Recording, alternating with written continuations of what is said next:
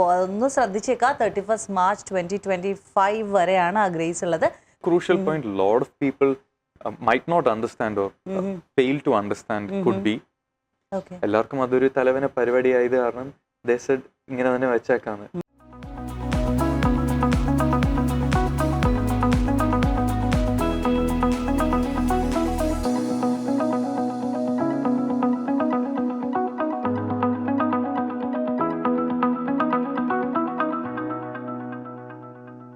UAE നിയമം വന്നിട്ടുണ്ടായിരുന്നു, insurance എടുക്കണം, employee involuntary loss of employment insurance.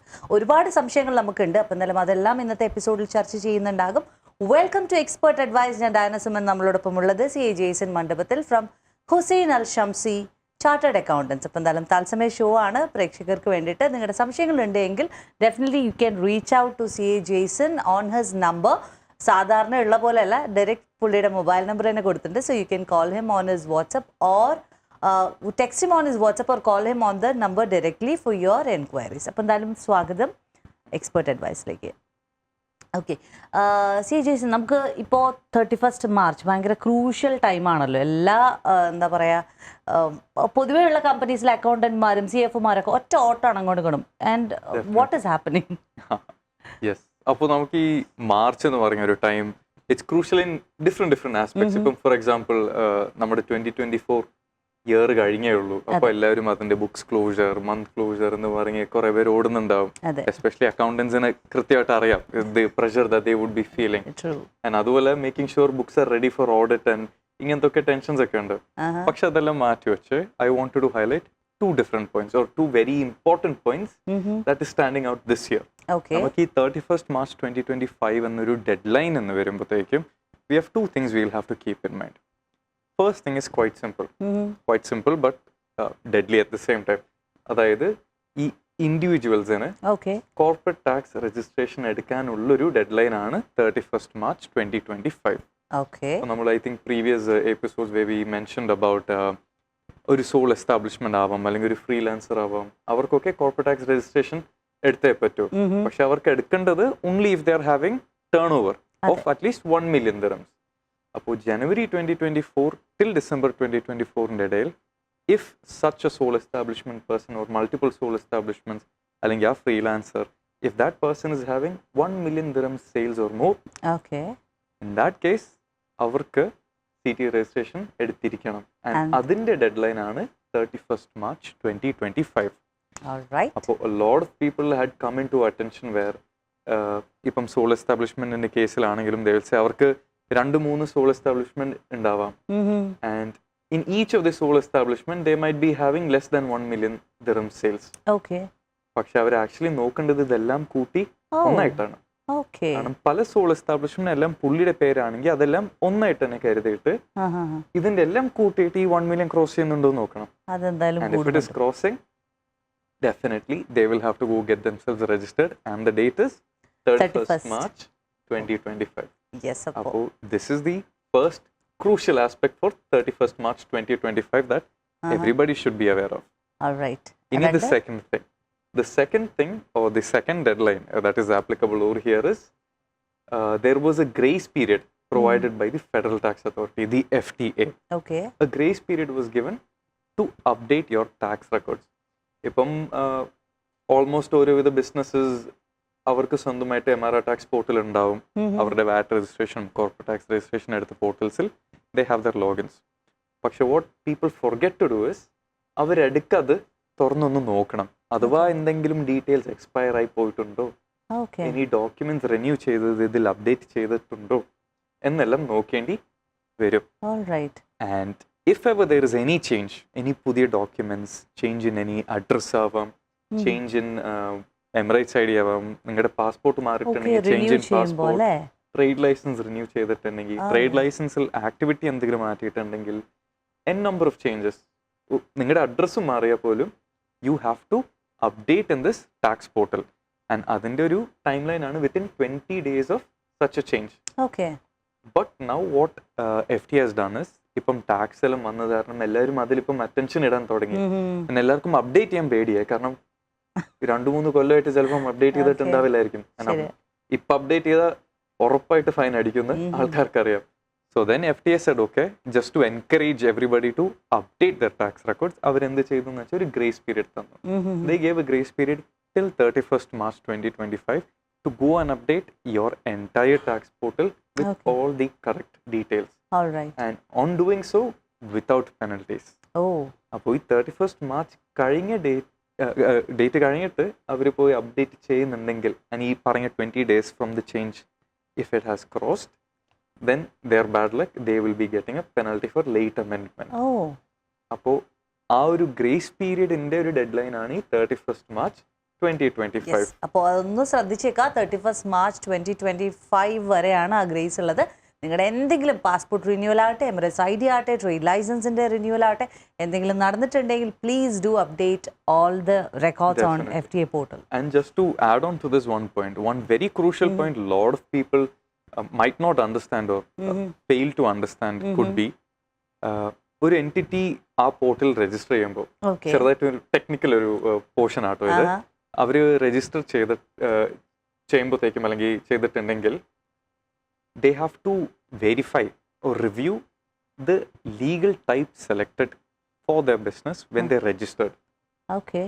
അതായത് ഇപ്പം ഞാനൊരു LLC കമ്പനി ആണെന്നുണ്ടെങ്കിൽ ഞാൻ രജിസ്റ്റർ ചെയ്യുമ്പോൾ I will say that my legal type is legal person incorporated എന്ന് പറഞ്ഞൊരു ടൈപ്പ് ആയിരിക്കും. Now a lot of people, for example sole establishment, ഇവരൊക്കെ അവർ പണ്ട് 2018 അല്ലെങ്കിൽ 2019 register ചെയ്തപ്പോഴത്തേക്കും they are supposed to be treated as a natural person. Their legal type is a natural person. പക്ഷെ അവരെന്ത് ചെയ്തിട്ടുണ്ടാവും, they must have selected legal person incorporated അല്ലെങ്കിൽ legal person other എന്ന് പറഞ്ഞൊരു entity type select ചെയ്തിട്ടുണ്ടാവാം. And ആ ഒരു സിറ്റുവേഷനിൽ they have been given an option in the FTA portal to go and make this amendment also. Fund, say almost a year back, there was no other option other than deregister ചെയ്ത് പുതിയ registration എടുക്കണം. And that was a very big hassle. എല്ലാവർക്കും അതൊരു തലവന പരിപാടിയായത് കാരണം they said ഇങ്ങനെ തന്നെ വെച്ചേക്കാന്ന്. But then FTA understood that കുറെ പേർക്ക് ഈ ഒരു ഇഷ്യൂ ഉണ്ടെന്ന് and they are also helpless. അപ്പോൾ FTA came out with an option to say that you can amend your entity type. അതായത് സോൾ എസ്റ്റാബ്ലിഷ്മെന്റ് കമ്പനി അറിയാതെ ലീഗൽ പേഴ്സൺ ഇൻകോർപ്പറേറ്റഡ് എന്നൊരു entity type select ചെയ്ത് പോയിട്ടുണ്ടെങ്കിൽ they can now go and correct it and select natural person. ഈ ഒരു option വന്നത് കാരണം അവർക്ക് ഡീരജിസ്റ്റർ ചെയ്യേണ്ട ആവശ്യമില്ല, പുതിയ രജിസ്ട്രേഷൻ എടുക്കേണ്ട ആവശ്യമില്ല. ഇൻസ്റ്റെഡ് their existing portal തന്നെ അവർക്ക് ചേഞ്ചും വരുത്താം. So this is a very technical thing which a lot of people might miss, but at the same time very important. കാരണം ഇത് ചെയ്തില്ലെങ്കിൽ it has corporate tax implication, VAT implication. ചിലവർ register ചെയ്ത് reject ആയി വരുമ്പോഴത്തേക്കും CT റിജക്ട് ആയി അവർ late ആയിട്ട് ചെയ്യുന്നുണ്ടെങ്കിൽ 10,000 dirhams പെനൽറ്റി അടിക്കും. It's a very small thing, very technical, but it is very important for them to know. Okay, അപ്പം എന്തായാലും 056693699 എന്നുള്ളതാണ് CA ജെയ്സന്റെ ഡയറക്റ്റ് ആയിട്ട് നിങ്ങൾക്ക് റീച്ച് ചെയ്യാൻ കഴിയുന്ന mobile number. You can WhatsApp or call him on his mobile. ഷോയുടെ സമയത്തല്ല, അല്ലാണ്ട് U can call him and get the guidance. ഇപ്പം ഇത് കേൾക്കുമ്പോൾ ചിലപ്പോൾ പല ആളുകളുടെ മനസ്സിൽ സംശയം ഉണ്ടാകും, what can I do in this case. ഈ ഒരു പോയിന്റ് പെട്ടെന്ന് എല്ലാവർക്കും ക്ലിക്ക് ആവില്ലായിരിക്കും. മറിച്ച് they should check with there accountant or check with there tax agent. അവരുടെ പോർട്ടൽ ആരാ ചെയ്യുന്നത് അവരായിട്ടൊന്ന് ചെക്ക് ചെയ്തിട്ട് ഒന്ന് കൺഫേം ചെയ്യാം നമ്മുടെ എല്ലാം ശരിയല്ലേ എന്നൊന്ന് ചോദിച്ചു വെക്കാം. റൈറ്റ്. അപ്പോൾ ഇനി മറ്റൊരു കാര്യം എന്ന് പറയുമ്പോൾ നമുക്ക് എല്ലാവർക്കും ഇവിടെ നിയമം വരുമ്പോൾ കൂടുതൽ കുറച്ചൊന്ന് നോക്കും, പണി കിട്ടുമെന്ന് നോക്കും, എന്നിട്ട് നമ്മൾ അങ്ങോട്ട് ചെയ്യും. അപ്പോൾ ILOE, employee inventory loss of employment, right? അപ്പം നല്ല ELOE സ്കീമിനകത്ത് എല്ലാവരും ഇൻഷുറൻസ് ഒക്കെ എടുത്തിട്ടുണ്ട്. പക്ഷെ നമുക്കൊന്നും കാര്യമായിട്ട് അറിയില്ല, നമുക്ക് ജോബ് പോയാൽ കിട്ടുമോന്നും അറിയില്ല. വാട്ട് ഇറ്റ് ഇസ്, കുറേയേറെ സംശയങ്ങളുണ്ട് കേട്ടോ. ഇതിപ്പം probably even you yourself ma'am, I think 1.5 കൊല്ലം അല്ലെങ്കിൽ 2 കൊല്ലം മുന്നേ ഒരു ലോ വന്നിട്ടുണ്ടായിരുന്നു, ILOE, involuntary loss of employment എന്ന് പറഞ്ഞ ഒരു scheme. This is nothing but the government recognise that കുറെ പേർക്ക് ചിലപ്പം ഇമ്മീഡിയറ്റ് ടെർമിനേഷൻ ഒക്കെ കിട്ടിയിട്ടുണ്ടാവാം and they are left helpless. അതായത് ഒരു ബാക്കപ്പ് ഓപ്ഷൻ ഇല്ലാതെ they might be struggling for a job and അവർക്കൊരു വരുമാനമില്ലാതെ ഇങ്ങനെ സ്റ്റക്ക് ആയിപ്പോകും പെട്ടെന്ന് UAE and then visa ഒക്കെ ക്യാൻസൽ ആയി പോയാൽ they will have to exit the country also. ഒരു And time with family and all, it's very tough. It is a very tough decision and it's a very unfortunate situation. അപ്പോൾ ഈ ഒരു situation was quite prevalent, especially MSME sector. ചില businesses അധികം പ്രോഫിറ്റബിലിറ്റിയിൽ എത്താതെ they might have to close down the business, they might have to terminate staff. അപ്പോൾ ഇങ്ങനത്തെ situations വരുമ്പോഴത്തേക്കും government created a new scheme, അതായത് ഇൻവോളണ്ടറി ലോസ് ഓഫ് എംപ്ലോയ്മെന്റ്. അതായത് അവരുടെ ഒരു മിസ്റ്റേക്ക് അല്ലാത്ത കാരണം if they were terminated, then government wants to give them a protection. Up to 60% of their average basic salary will be paid to them at the time of this unemployment. അപ്പോൾ നിങ്ങളുടെ employment പോയി കഴിഞ്ഞാൽ during the time of employment four 6 months, ആദ്യത്തെ 6 മാസത്തേക്ക് വേണ്ടി, during the first 6 months when you are unemployed, the government, in this case the fund appointed, will be paying you a salary, a sort of like a compensation, a claim to you. It's like an insurance scheme basically. നമുക്കൊരു damage പറ്റിയ insurance claim we can submit എന്ന് പറഞ്ഞതുപോലെ we will be covered, or we will be given a benefit, ഒരു support you could say. 60% of our basic salary എന്താണാവും ആ ഒരു amount 6 മാസത്തേക്ക് we will keep getting as a financial support from the scheme. And during this time നമുക്കൊരു പുതിയ job അല്ലെങ്കിൽ hunt ചെയ്യാം, we can support a family over here. ഈ ഒരു സ്കീമിന് വേണ്ടിയിട്ടാണ് ഇത് ഇംപ്ലിമെന്റ് ചെയ്തേക്കുന്നത്. ഇതിൽ ചില conditions are there. If you want to submit a claim, or if you are eligible for a claim, you should have at least 12 months of consecutive installments to be paid. അതായത് minimum 1 year നിങ്ങൾ ഈ insurance സ്കീമിൽ enrol ചെയ്തതിന് ശേഷം മാത്രം ഇതൊരു applicable സ്കീമായി നിങ്ങൾക്ക് മാറുള്ളൂ. ഇപ്പൊ എല്ലാവരും റിന്യൂവൽ കഴിഞ്ഞു തോന്നുന്നു അല്ലേ? ഉണ്ടാവണം, ചെയ്തിട്ടില്ലെങ്കിൽ ചെയ്യുക. യെസ്, ആൻഡ് ഇത് ചെയ്യുന്നതും the cost is very very very minimal. ഇപ്പം ഒരാൾക്ക് ഒരു മാസം 5 dirhams per month is the insurance premium, you could say, over here. Scheme and ഒരു premium, ഒരു contribution you have to make. അപ്പോൾ ഒരു കൊല്ലത്തേക്ക് you are going to pay only 60 dirhams. അപ്പോൾ for 60 dirhams 1 year you are giving yourself a protection. അഥവാ നിങ്ങളുടെ ഒരു disciplinary action അല്ലാത്ത കാരണം, and if you were terminated involuntarily, then you can avail for this benefit a protection to you. Again, 60% of your basic salary for 6 months maximum vare kittum. Now there are certain categories of people who needs to pay 10 dirhams per month. adu varunathu ichude higher salary range ilulla aalkarku, adayithu avരുടെ basic salary if it is more than 16,000 dirhams per month, avarku 5 dirhams alla per month, they will have to pay 10 dirhams per month as a contribution to the scheme. Even then it's a minimal amount. Even then it's a very very minimal amount, and it's a good protection. Any reason it can be, otherwise pettannu something happens to the business and you are terminated, you can claim for this benefit, claim for this protection. ഇതിനകത്ത് termination letter mandatory ആണോ? Termination letter is mandatory in a way. അപ്പോൾ claim submit ചെയ്യുമ്പോൾ they will ask you certain documents, അതായത് termination letter, what was the reason for termination is also very very important. ഇപ്പം if you were terminated because of any disciplinary issue, നിങ്ങൾ പോയി കമ്പനിക്ക് ഒരു പണി കൊടുത്തിട്ട് ഇറങ്ങുവാണെന്നുണ്ടെങ്കിൽ definitely they will say അത് നിങ്ങളുടെ ഇഷ്യൂ തന്നെയാണ്. But involuntary reasons where you are not accused of doing anything wrong, or if there is no disciplinary action against you.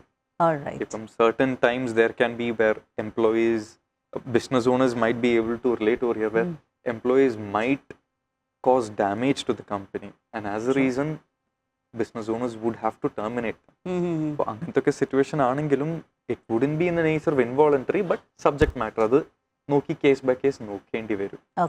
And ഇത് എങ്ങനെയാണ് ക്ലെയിം, ആർനെയാണ് നമ്മൾ കോൺടാക്ട് ചെയ്യാൻ കഴിയുക for the claim? Yes, simply you will just, there is a dedicated site for this ILOE scheme എന്ന് പറഞ്ഞിട്ട് iloe.com if I'm right.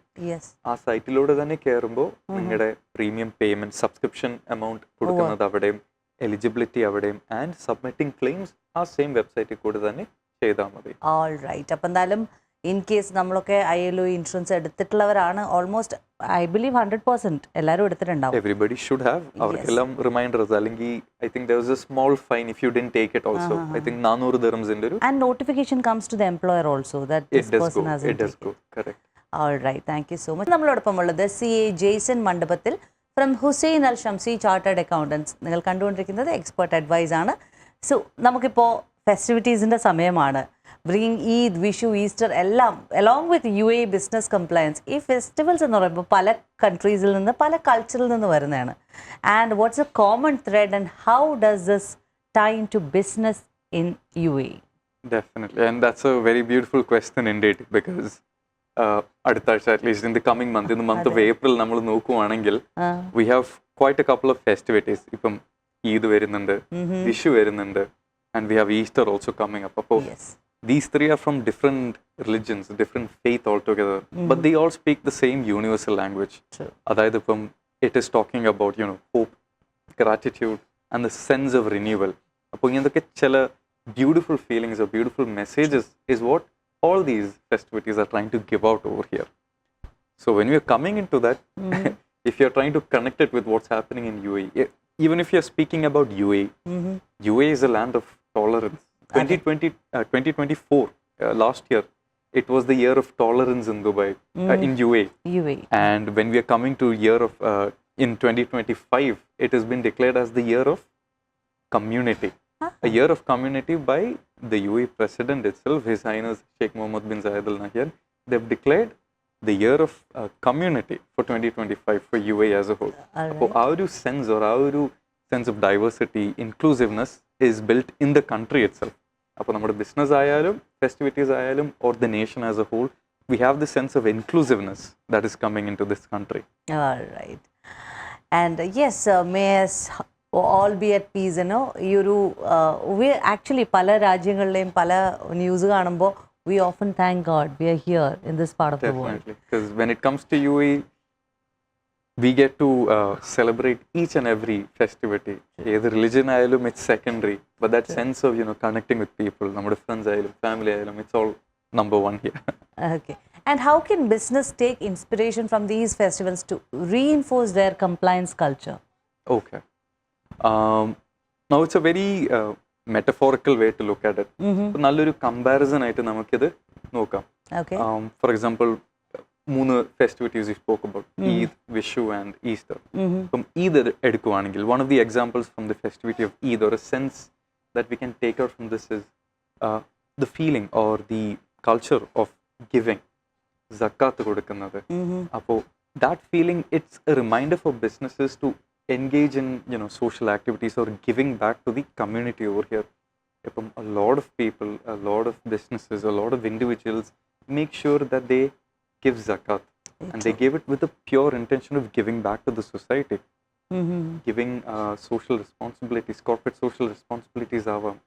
So that sense of giving itself comes from within this festivity of Eid, and that is there with companies also. All right. If you have to talk about Vishu over here, it would be sort of like seeing prosperity.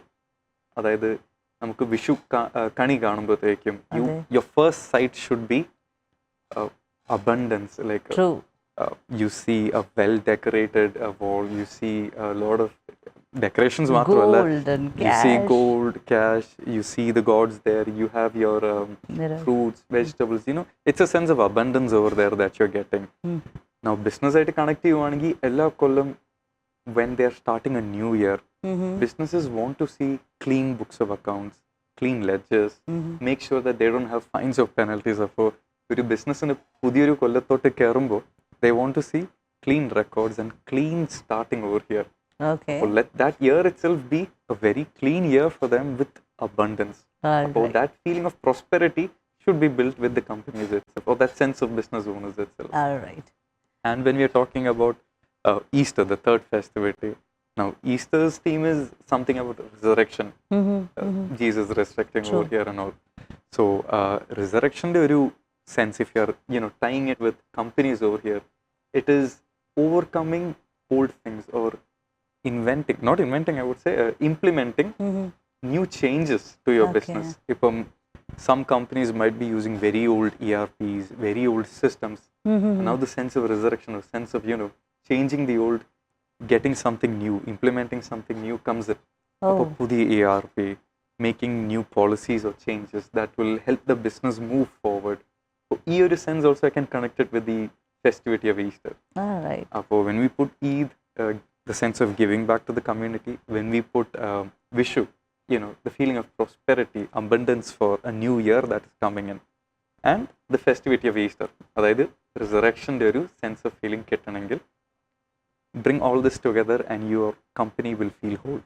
Wow, beautifully explained. Seriously, ഈ auditing അല്ലെങ്കിൽ ഒരു കമ്പനിയുടെ financials and ഈ legal കംപ്ലയൻസസിന് ഇത്രയും ഒരു beauty connecting with these it's amazing. Jaison, it was lovely. അപ്പോൾ എന്തായാലും നിങ്ങൾ കണ്ടുകൊണ്ടിരിക്കുന്നത് എക്സ്പേർട്ട് അഡ്വൈസ് ആണ്. നമ്മളോടൊപ്പം ഉള്ളത് CA ജെയ്സൺ മണ്ഡപത്തിൽ, ഹുസൈൻ അൽ ഷംസി ചാർട്ടേഡ് അക്കൗണ്ടൻസിൽ നിന്നാണ് ഇദ്ദേഹം വന്നിട്ടുള്ളത്. അപ്പോൾ ഇദ്ദേഹത്തിൻ്റെ കോൺടാക്ട് നമ്പർ നമ്മൾ സ്ക്രീനിൽ കൊടുത്തിട്ടുണ്ട്. I read that out: 056-693-6999.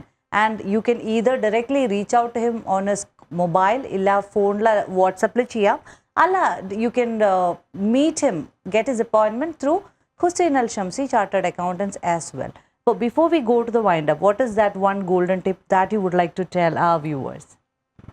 Golden tip, if you have to say the first thing that we talked about today is urgent ആയിട്ടൊരു മാറ്റർ എന്ന് വെച്ചാൽ it is your deadline that is coming up 31st March. Very minute ആയിട്ട് കാര്യമായിരിക്കും. അപ്പോൾ ഞാൻ അതിൽ തന്നെ ഒന്ന് കണക്ട് ചെയ്ത് പറയാം. Golden tip is not just compliance but even ഒരു ബിസിനസ് സ്കെയിലോട്ട് നീങ്ങുവാണെങ്കിൽ it's in the small minute details or it's in the small compliances. Very often business owners ആവാം അല്ലെങ്കിൽ അക്കൗണ്ടൻസ് ആവും, നമ്മൾ ഈ ചെറിയ ചെറിയ പോയിന്റ്സ് ഒക്കെ കിട്ടുവാണെങ്കിൽ നമ്മൾ അധികം അറ്റൻഷൻ കൊടുക്കാറില്ല.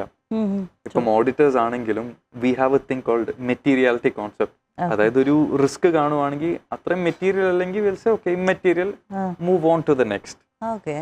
But that shouldn't be the case with auditors or accountants. ഓഡിറ്റേഴ്സിന് അത് ചെയ്യാം, but business owners and accountants. Auditors na adu cheyam, pakshe business owners and accountants, the company accountants should definitely look out for the smallest details. If it can be a change in address and you forgot to amend it or update in your tax portal, spot it and you will get 1,000 dirhams fine over there. And if it's a repeated violation, 2,000 dirhams over there. ചെറിയൊരു point ആണ്, ഒരു address മാറിയേ ഉള്ളൂ, പക്ഷെ fine വരുന്നത് 1,000 അല്ലെങ്കിൽ 2,000 dirhams ആയിരിക്കും follow up ചെയ്യുന്നത്. Not just that, ചെറിയൊരു എൻട്രി ഒക്കെ മിസ്സായാൽ you might make your profit figure wrong. Profit figure തെറ്റിപ്പോയാൽ your tax computation will go wrong. അപ്പോൾ right now, പണ്ടൊക്കെ it used to be only for us. അതായത് the business owners rely on their financial statements for their own personal use. പക്ഷെ ഇപ്പം അതും തെറ്റിക്കാൻ പാടില്ല. കാരണം നിങ്ങൾക്ക് വേണ്ടി മാത്രമല്ല, ബിസിനസ് ഓണേഴ്സിന് വേണ്ടി മാത്രമല്ല, ഇൻസ്റ്റെഡ് ഇതും ഗവൺമെന്റിന് സബ്മിറ്റ് ചെയ്യണം. ആൻഡ് ഗവൺമെന്റിന് കൊടുക്കുമ്പോൾ the കണക്ക് should be perfect. So it's in the small details. Keep out for it. Small details might be material for auditors like me, but it might be very crucial from compliance point of view for the business owners and accountants. All right. Thank you so much, Jaison. It was lovely having you with us. For expert advice lode, I'm definitely sure നമ്മുടെ പ്രേക്ഷകർ ഇപ്പോൾ business start ചെയ്യാൻ ഇരിക്കുന്നവരാകട്ടെ, അല്ലെങ്കിൽ ongoing ബിസിനസ്സുകൾ ഉള്ളവരാകട്ടെ, ഇല്ല എങ്കിൽ finance ഡിപ്പാർട്ട്മെൻറ്റ്സിൽ work ചെയ്യുന്നവരാകട്ടെ, ഒരുപാട് helpful ആണ് പല ടിപ്സും എന്ന് I M definitely sure. So അടുത്ത എപ്പിസോഡിൽ വീണ്ടും കാണാം എന്ന് പ്രതീക്ഷിക്കുന്നു. Thank you so much. So we'll see you on the next episode. Until then, this is Diana Suman and CA Jaison Mandapathil signing off from Expert Advice. Take care. God bless you all.